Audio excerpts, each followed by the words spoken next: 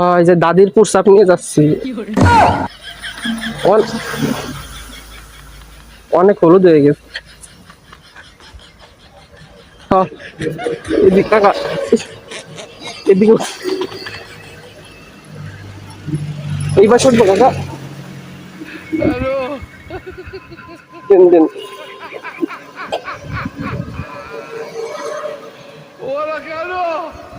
আস্তে যে